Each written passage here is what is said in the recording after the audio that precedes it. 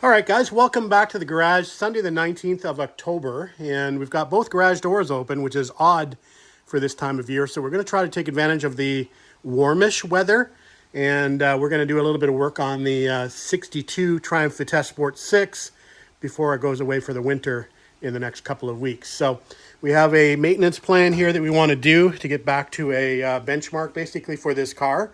So there's a few things we're going to do as far as maintenance is concerned, and there's a few things we're going to do as far as just tidying up the car a little bit. So in no particular order, we're going to do the engine oil and filter today. We're going to do a transmission top-up, a differential top-up. Then we're going to do a coolant check. We're going to do a new fuel filter, which we have standing by here. We like to put fuel shutoff switches on our cars, so we have an inline fuel shutoff to put on the car. We got a battery shutoff. I like to put battery shutoff, so we've just got the green knob style. We'll install that. We want to put a battery mat under the battery just to protect it from the paint. Spark plug, read and check. We'll see how the car is running based on what the plugs look like. We'll probably do a compression check while we got the spark plugs out. We'll do a cap and rotor inspection. We'll do a carb dashpot oil top up. I like to use 3-in-1 for that. I noticed that I think the front carb actually was quite a little bit low on dashpot oil, so we'll top that back up. Maybe we need to replace the seals on that at some point, but we'll figure that out a little bit later.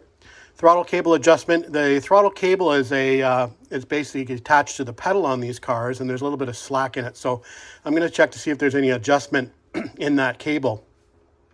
We'll check the valve clearances. Well, we're going to take the valve cover off to do a little bit of cleaning, so we'll check the valve clearances as well. We'll do that before we do the compression check. We're going to check the wheel bearings at the front. There was a little bit of play when I went through the safety inspection yesterday, the day before I guess it was. So we'll tighten those front wheel bearings up a little bit and maybe repack them if need be. Get a little bit of polishing here and there. The carb tops we'll just clean up a little bit, as mentioned, the valve cover. The battery tray looks like it's got some remnants of rodents behind it, so we'll have a look behind there. We're going to remove the battery and clean that area anyway and put the battery mat underneath of it. And then I need to get a front license plate on this car, so that is in the trunk currently, so we need to have that attached to the car to have it legal for the road here. A little bit under the weather today, so we're probably working a little bit slower, but it's such a nice day out here, well, at least weather-wise. It's not very sunny, but it's overcast and cloudy. It's supposed to pick up and get pretty windy this afternoon, but in the meantime, we've got the car sunning in the garage. We'll get it up on jack stands, and we'll start on our list. All right, we've got the car safely up on jack stands, so I think we'll start with doing some of the easy stuff before we get underneath the car. I think we'll start on doing this battery shelf clean out, and I don't know if you can see in behind there. Looks like there's some remnants of some mice or something in behind there, so let's clean this area up a little bit. I'm not going to go too crazy. Eventually, I'll probably want to paint things like this where I'm seeing some rust, but right now, I'm just going to remove the battery hold down. We'll put our shutoff on, clean this area up, and we'll call this good for now. All right, you can get a little bit better view of the debris field in here now that the battery is removed. Looks like my light is dying. Also discovered that the wiper motor is a little loose on its mount or on its bushing, so we'll tighten that up a little bit, prevent some of the rattles. So we'll clean this area up, give it a good coat of wax. Like I said, we'll get a battery mat put in there. You can see it's already started to scratch the paint where it was just sitting flat on the metal. So we'll get something to cushion that. Obviously, we want something that's going to absorb battery acid but not absorb water. So we're going to find something to do that with. I've got a piece of foam neoprene pad to put there. Again, it's closed cell foam, so it won't absorb anything. So we'll vacuum this out, clean this up, and put the battery back in, put the battery hold down in, call this area done. Oh, put the shutoff in as well. All right, we got this area looking better. It's got a fresh clean, coat of wax, so looking better. We are gonna have to come back here in the spring. We're missing a grommet here, and this leads directly into the passenger compartment. So we want to get that fixed up, and I think we'll need to move some of these wires out of here as well. I think there should be some wiring coming through here, so we'll get a grommet here and run these wires for the wiper motor through here. This is an aftermarket electric pump for the screen washers. I'm not sure if this would originally had just a manual pump on it, but now it's got an electric pump fitted. So anyway, that's looking better. Battery mat's in. We'll get the battery back in with a hold down, and we'll button this up and put some fresh washer fluid in it and call this area done for now and revisit in the spring as mentioned.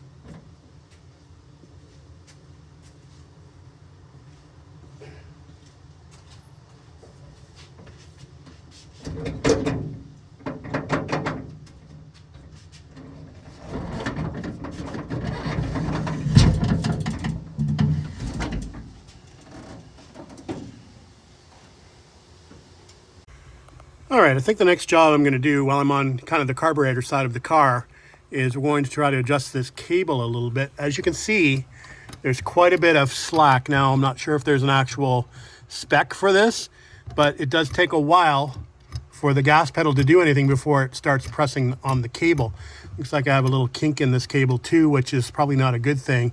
I do have another cable on order just in case this breaks at some point in time. But anyway, I want to take some of that slack up at least, so there's not so much of a pedal movement before I got any throttle at all. It makes it a little bit more difficult to drive the car. I'm sure there's got to be a little bit of slack in there, but let me tighten that up a little bit to get some of that slack out. I'm going to go to the carburetor side underneath, and there's a little trunnion under there that keeps the cable, and we've got our wrenches and sockets standing by. All right, here's the throttle cable here coming out from over on the driver's side, and it's got a little fitting here, and it goes down to pull on the mechanism on the carburetors, and I'm not sure if you can see that through there. You can see the little trunnion that's actually attached to the cable, so we're going to undo the trunnion and pull the cable a little tighter. All right, we made the adjustment to the cable, and you can see we've got much less play before it actually starts to pull the cable. I can tell you right now, I'm not really a big fan of this cable pull system. It looks like you'd probably always want to carry a spare with you just in case. So it's obviously a wear area up here where it goes through this little grommet. You can see the cable's actually a little bit shinier up there. I don't think you can see that up there, but maybe I'll throw a little bit of grease up there just to help it through that little portal a little easier. But anyway, that's much better than it was. So you got a little bit better throttle response than we did before. Okay. On to the next job. Incidentally, for anybody wanting to know, the little bolt on the trunnion is actually a 1/4 inch, so I use a little 1/4 inch socket. Not sure what the actual wrench size is on the actual trunnion itself. I just use a locking pair of needle nose vice grips, and that seemed to work pretty well. So that's pinched off, and we did a little bit of adjustment here to get that cable throw a little bit more direct to where it was coming in, and tighten this area down a little bit as well. So good to go there. Maybe we'll look at doing something here now with this fuel line and fuel filter and get a new filter in there. I'm not particularly a fan of where this filter is. I'd prefer to put it before the pump if possible. So we may get ourselves a new section of hose and eliminate the filter there and try to find out a better solution over here. And again, we're going to be putting a fuel shutoff valve in here as well. So we'll figure out something over here just prior to the actual fuel pump itself. All right, here's the current situation here on the fuel pump side. And I've just got the line here clamped off. So it looks like a 1/4 inch line that comes from the back of the car, comes from a steel line into a union into a 1/4 inch line. And it's got this kind of little elbow here, which I believe is like a 5/16, no clamp on it, which is kind of surprising. And then it goes up to the hard line into the fuel pump. So what we're going to do is we're going to try to fit in the shutoff and the filter in this location somewhere. But I'm thinking before I do that, it might be a good opportunity to do the oil change, because this does not have a spin-on oil filter adapter. It still has the canister style. And if I start putting stuff in there, it's going to make it more difficult for me to do the oil change. I am going to obviously put a spin-on adapter on this car at some later time, but I still want to make the availability or the ability to do the oil change with the stock canister. So whatever I plan as far as the shutoff and the filter is concerned, I want to make sure I can still get that out once the two items are in place, if that makes sense. All right, let's go to town here, and we're going to get wet. Whether it's oil or fuel, it's going to be messy. Just thought I'd mention, I am digging the access here in the engine compartment, having that flip front end. I'm thinking I can almost do the oil change from on top here. I can actually reach the drain plug on the pan, I think. Probably if I just get on my knees here and reach over, you can see the plug probably there. I don't know if you can see it right there. Focus. Focus. Right there is what I need to get to drain the oil. And I think we can get there. Cool. All right, so we've got the specific wrench. You can use a 7/16 if you want. But yeah, it was a little tight to do it from above the car, but we're just at the side of the car here, so we've got good access here. Hopefully we'll hit the drain pan and we'll drain the old oil out. The car is slightly warm because I did actually start it and move it around the garage a little bit, so should be good to go. Take the cap off, and it'll help it flow out a little bit easier as well. All right, let's get this thing off. Managed to hit the pan. So far, so good.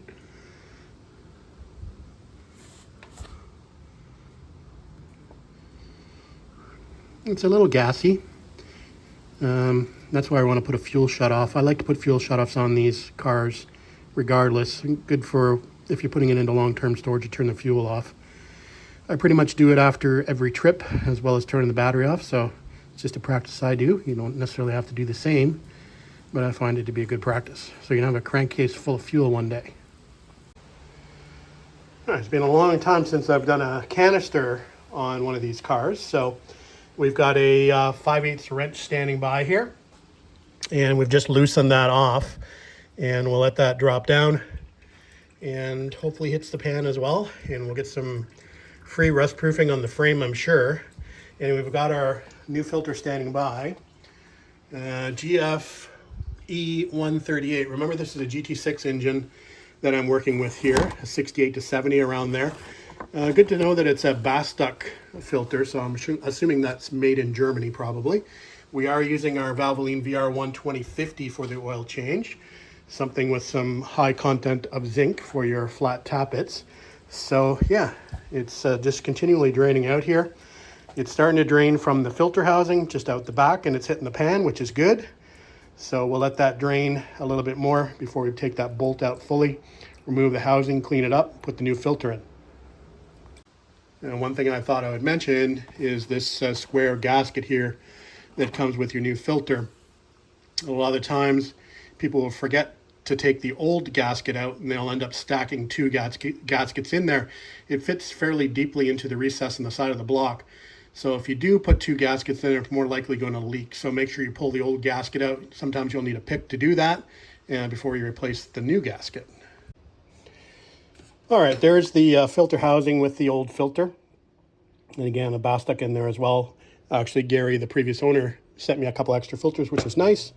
There's the old gasket out of the block. We've just oiled up the new one and put that in place. So we'll exchange the filter. Let's clean up the housing a little bit, exchange the filter, and we'll put that back in place. Then we'll put the drain plug back in place, and then we'll fill her up with oil.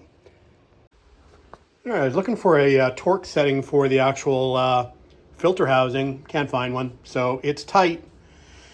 And we're just about to add oil. Looked it up in the manual. Looks like it's going to take around 5 liters of oil, somewhere around there. So we'll put 5 liters in. Actually, just short of 5 liters, I think 4.7 liters. And then we'll check and we'll add as required. So we'll go ahead and we'll do that now. And we'll get the oil change part of this process done and out of the way. And then we'll move on to something else. All right, I know we're kind of jumping around a little bit, but we're just doing things that are accessible here on the top of the car. I think what we'll do now is we'll go after this fuel line and fuel filter and we'll change this entire line out, all the rubber line here on the filter and here on the hard lines into the carburetors as well. I think what we'll do is we'll remove the filters just to get a little bit better access here, and we'll make sure those filters are nice and clean as well. Again, I mentioned we're going to take the carb tops off anyway, so it'll be a little easier with these filters not in the way, although I can get to them anyway. But we'll go ahead and do that. It's only a couple of fasteners to undo, and we'll get to removing that old rubber line. Now we have those air filters off. I can give the carburetor bodies a little quick clean. You can see I just give this about 5 minutes worth of work just to get some of the grime off. We're just using a little bit of a citrus degreaser, and then we're just finishing with a little bit of WD-40 to clean it up. So it definitely looks better. It's not perfect. Again, we're going to take the tops off and polish those a little bit. We'll do that afterwards. Anyway, we'll get to this carb. We'll do the same thing just to clean it up a little bit before we change these fuel lines out. All right, we've got the front carb dashpot here in a wood vise, so it's soft jaws. And then we're going to use some little wire brushes and some little bobbins here that are sort of Scotch-Brite material on our Dremel, along with some mag and aluminum polish from Mother's to see if we can make these look a little bit better. I don't want them shiny. I just want them to look better than what they do. There's what they look like currently. We'll do one at a time. We'll take our time, and we'll see if we can get them polished up a little bit better. All right, the first dashpot is done, and I think that looks 100% better. And the brass tag shined up nicely. So yeah, 15-20 minutes work to get that cleaned up a little bit, looking better. So I think that's worth it. Anyway, we'll do this one, and then we'll put the filters back on. You can see I think I showed you that I've got the new hosing on with the new clips. So that's looking good. So let's polish this top up, and we'll cross another thing off the list. All right, don't know whether this is going to show up in the video or not, but I think that looks 100% better than it did. So new fuel lines, the carb tops polished. We did polish the manifold a little bit, just with a little bit of that mag and aluminum polish. We didn't go too crazy. We'll end up taking it off the car eventually anyway to do that properly.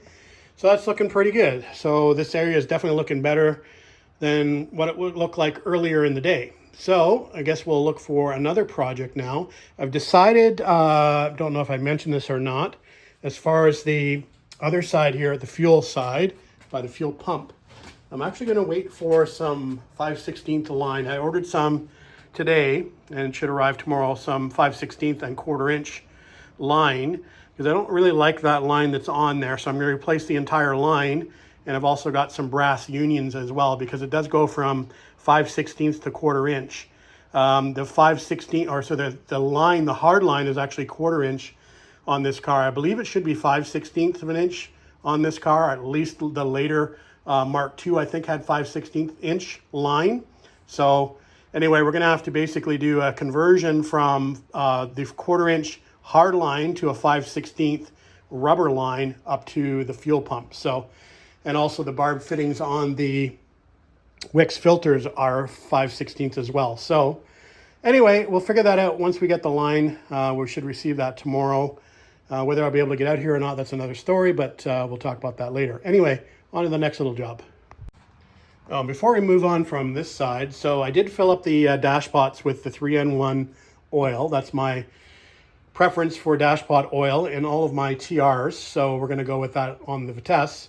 And I don't know if you noticed, some of you eagle-eyed guys might notice that I actually switched around the carb tops. So they were pointing this way. If you recall, this little boss here was pointing that direction. There's actually a casting mark here on the carburetor bodies that needs to, well, it doesn't technically need to match, because I know I ran my TR6, for example, for 10 years before somebody pointed out that they were facing the wrong way. Anyway, there's little bosses or little marks here on the carb tops that need to match. So we've matched those with the top and bottom, so those are in the right orientation. All right, let's move on. All right, let's have a quick look at how we're doing on our list. So what do we have left here? Spark plug read, check. Compression check. Cap rotor replacement or inspection. Valve clearances, wheel bearings. So I think what we'll do now is we'll do valve clearances first, and then we'll do the spark plug read and check. And while we're doing that, we'll do the compression check, and we'll check the cap and rotor. So let's do these 4 items, and then we'll cross those off the list and move on to the next thing. which will probably be wheel bearings. I'm still waiting for my fuel line for the fuel filter, fuel shutoff switch. We can do the coolant check anytime. And I still need to get back under the car and top up the transmission and the differential with some GL4. Anyway, let's do what I said I was going to do. And we'll start with, what did I say? Valve clearances. All right, valve cover's off. And the good thing is it looks like it's getting plenty of oil up there, which is good. Looks like also there's some new adjuster nuts, which is also good. So we're going to use the manual to go through and set the valves. And we're going to use this rule here. So we'll follow the chart. So when valves 1 and 3 are totally open, we'll adjust 10 and 12, for example. And we'll just follow this down. The gap is 0.010 according to the manual, the same as the TR6.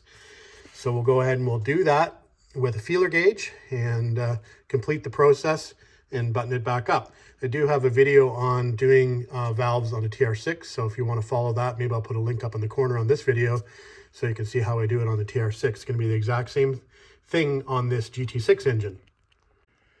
All right, I'll just take you along to do a set of the valves according to the manual as discussed. So we've got valves number 1 and 3, which are fully open. So you'll see that they're down, both open. And when 1 and 3 are open, we want to adjust 10 and 12 at the back here. So you just count back from the front of the engine. So we've got our feeler gauge standing by here, and there's our 0.0 focus. Can't see that. 0.010 feeler gauge.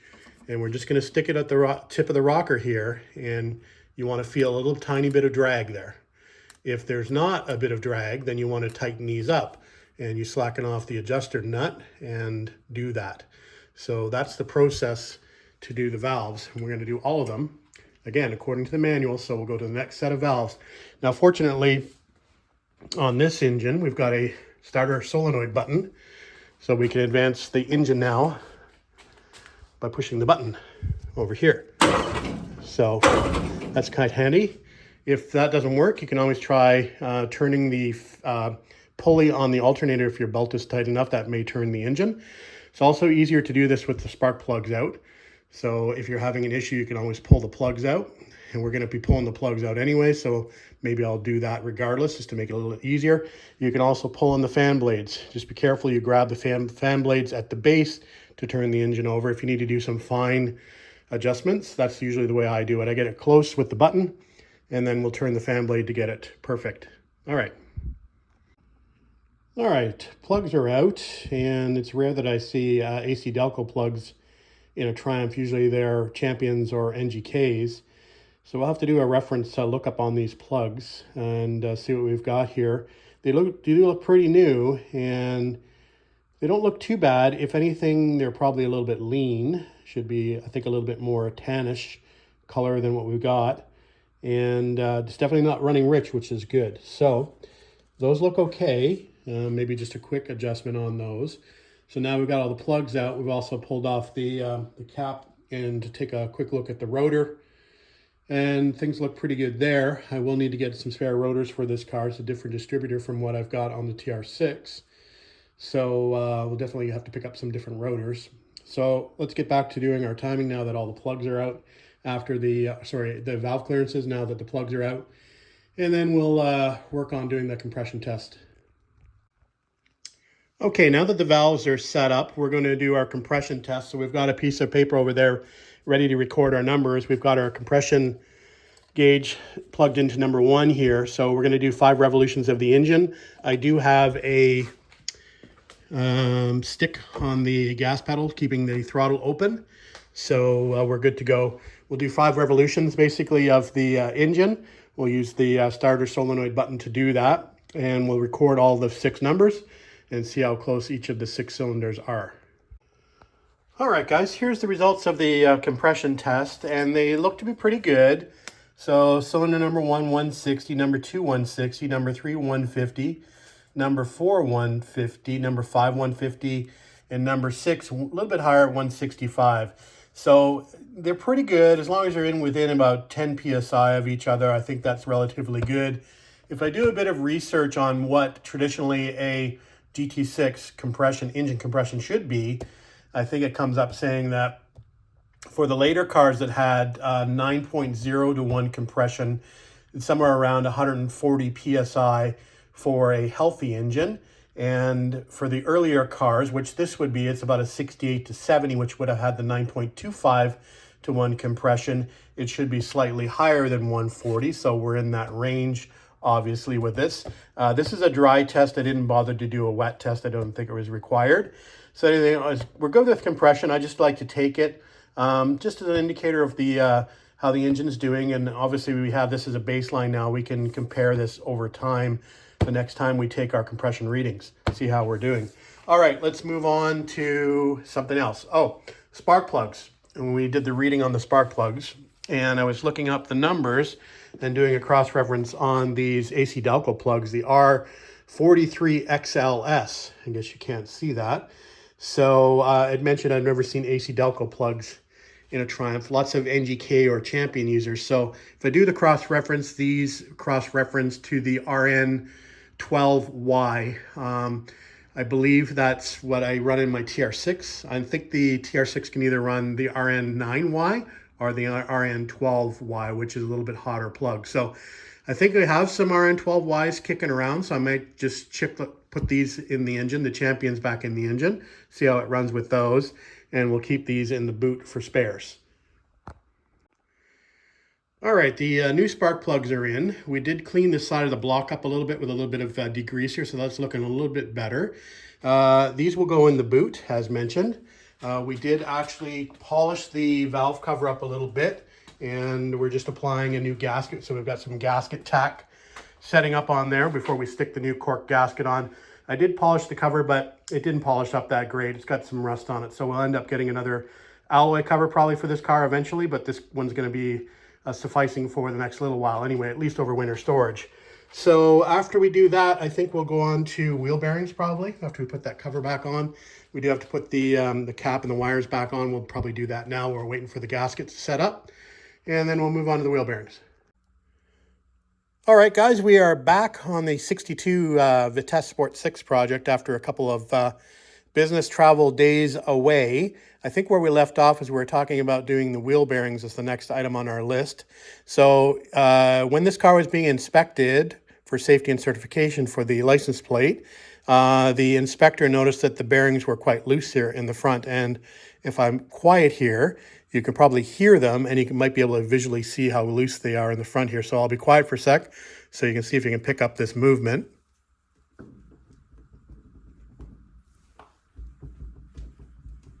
You can probably definitely hear that. So we're going to snug these bearings up. Not only are we going to snug these bearings up, I think we're going to remove the bearings and repack them just so we get back to a good baseline so that I know that they've been done and I don't have to revisit this for some time. So we'll go ahead and we'll pop the wheel off here on the driver's side.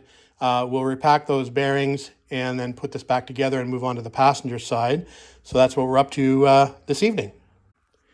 All right, we've got the grease cap off, and it looks like there's lots of grease in there, which is a good thing. It does look like it's a combination of old and new grease, so we'll get that cleaned up.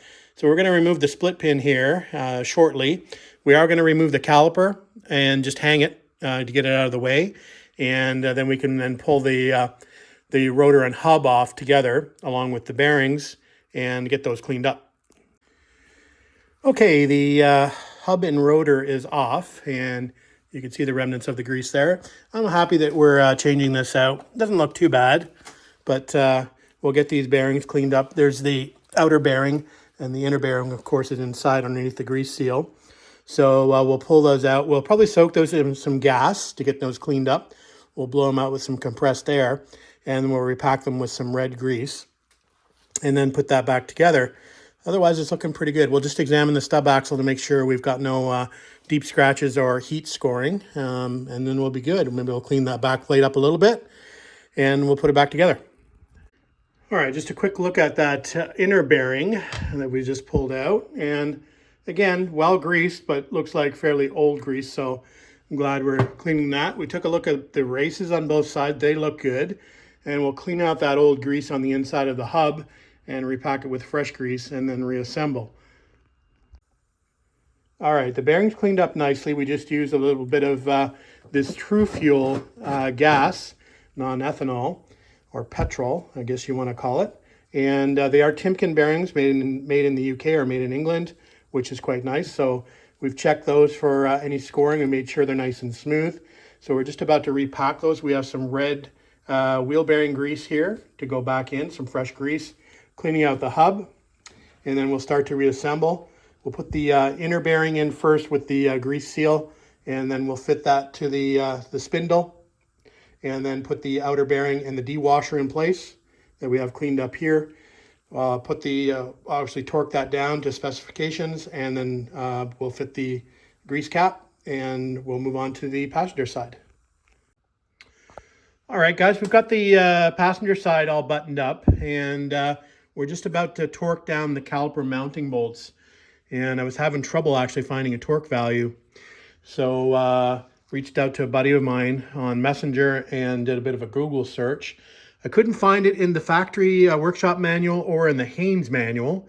So it looks like we're going to go 50 to 55 foot-pounds on these two caliper mounting bolts back here.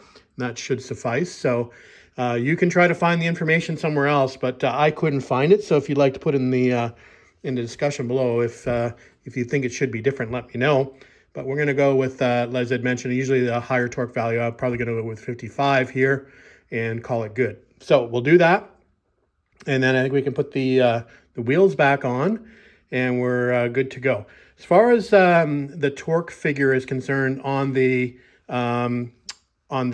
castle nut, so I don't know if I mentioned this or not, but what I normally do is snug it down until I feel resistance in the actual rotor turning, and I just back it off one flat basically, and then put the split pin in. So definitely want to tighten it up so it starts to feel resistance, and then just back it off, put the pin in. You should be good. All right, guys, now that the wheel bearings are crossed off the list, we'll go back to doing our fuel filter and fuel shut-off switch. And we have our new fuel line standing by. We have our switch and our filter standing by. So the only thing we need to do is, I think I'm going to have to drain the tank, because I need to take the rubber line off the hard line. And I don't believe there's a soft line back in the tank. I could check back there and see if I could just pinch that. But it may be just easier to empty the gas tank out completely anyway to replace that line. Anyway, we'll investigate and we'll come back. And I've got the tank ready if need be. All right, we're able to find the soft line at the rear here. It's quite easy to find. Got a little bit of dirt here to clean up. Looks like we're on some muddy roads, but the rest of the bottom of the car, you can probably quickly see, looks pretty good, pretty clean. So anyway, we've got that line pinched. We'll go back to the front now, and we'll work up there at the fuel pump. All right, here's our line connection to the fuel pump. So hard line into the fuel pump here. And we just have this rubber coupling here, and it just couples with the nylon line, it seems like. So we're just going to pull the line off here. There's not even a clamp there holding it. And we've got the tank standing by. We'll just drain whatever fuel is left out of that line in order to get under the car and exchange that line out. All right, guys, here we are under the car. And we're going after this fuel union here. I don't know if we can see it here. A little bit difficult to film underneath the car, but there's the union there that we're going after. So we're going to exchange that out, and we're going to run a new line up towards the fuel pump. So here's what it looks like underneath the car. It says pretty clean under here. But you can probably see that. So yeah, a little bit of dirt here and there. It's got a little bit of a repair here under the driver's side floor, but not too bad. Everything else looks pretty good. All right, let's get that fuel line exchanged out and out of the way. Hopefully we don't get too wet. All right, we've got our new fuel line rigged up here. So it goes from 1/4 inch into 5/16. So we've got a brass adapter here in the middle with a couple of hose clamps. So we'll get under the car, put this back on the 1/4 inch line. And then this will obviously come out on the side of the fuel pump, the 5/16 side. And then we'll be able to hook up our shutoff valve and our fuel filter. Well, sometimes nothing is ever easy. It looks like we have a faulty valve because when I turn it off, I don't know if you're gonna be able to see this, I got a pretty good fuel leak. So that's not good. So now we're gonna have to change that out, at least temporarily. I don't have another valve handy, so I do have a union, a 5/16 to 5/16.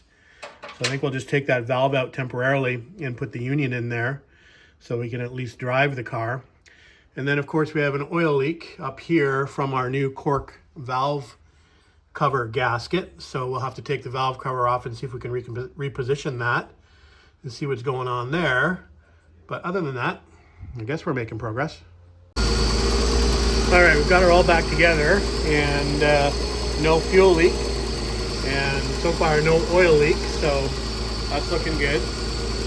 Unfortunately, I'm not going to be able to do a couple of the jobs. I wanted to top up the differential and top up the transmission, but I don't have any GL4 fluid or gear oil. Thought I did, but can't find it, so that's going to have to wait until the spring. So we definitely have a few more jobs to do in the spring, but I think the last job I have on my list is put the license plate on the front, so we'll go ahead and we'll do that now. All right, one of the last things on the list was the license plate, and here we go. That's on there, looking good. We're now legal for the road. I have to have a front plate in Ontario, Canada, so that's looking good. So pretty much takes care of the list, at least the things we can do. As mentioned, the transmission and differential top-up will have to wait till the spring. And that fuel shut-off switch, or valve, whatever you want to call it, we'll have to get a new one of those and install that in the spring as well. But everything else is checked off. We did a few other things actually along the way. We actually did do a quick balance on the carbs. I didn't want to show that, but we did a quick balance on the carbs while the filters were off, and things are pretty good there. We did a quick timing adjustment, and we'll see how the car drives. Do a little bit of seat of the pants test on that, and we'll have our ears open to see if we can hear any pinging. But other than that, I think it's good to go. It does go into storage on November the 2nd, so next weekend. So hopefully we'll be able to get it out for one more drive before then. So anyway, it's looking good. We'll get it down off jack stands, and I just want to talk about one more thing before we go. Okay, one more quick thing before we go. I did send away for the British Motor Industry Heritage Trust certificate. And for those of you who are not familiar with these, this is something you can get for your Triumph cars. It's basically a factory record from back in the day. So there's an archivist at the British Motor Museum, and they will pull the records based on the commission number that you send them. So here we go. This is the Heritage Trust certificate for this car. You can see the certificate number, then the make and model. So it's a Vitesse 1600 convertible.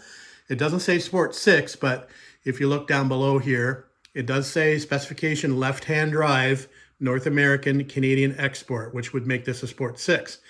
Now, I think I'd mentioned that the previous owner told me that this car was blue at one point, and it actually was powder blue. Gray interior, so that actually would probably be quite a nice combination, although I'm not a powder blue guy, but powder blue and gray would probably look quite good with a white hood or convertible top, as we would say here in Canada. There is the build date, 20th of August 1962, so this is indeed a 1962 Sport 6. Doesn't record a date when it was dispatched. Obviously, it was sent to Canada. It's too bad it doesn't have a dealer destination there. Often they do. And there's the details of the equipment: heater, windscreen wipers, disc brakes, white tonneau cover, white hood stick cover, and padded fascia. So it would have had all a white top, a white tonneau cover, and a white cover for the convertible top, which would have been good with that powder blue color. And then, of course, you can see my name and when the certificate was issued. So it's always good to have as much information on these cars as you can. So I just wanted to share that with you, that I got a little bit more information. All right, guys, I think we'll put an end to this video. So thanks for watching, thanks for commenting, and thanks for subscribing. As mentioned, we'll put this car away next weekend, and we'll see it back out in the spring, and we'll continue to do some work on it then. All right, see you then.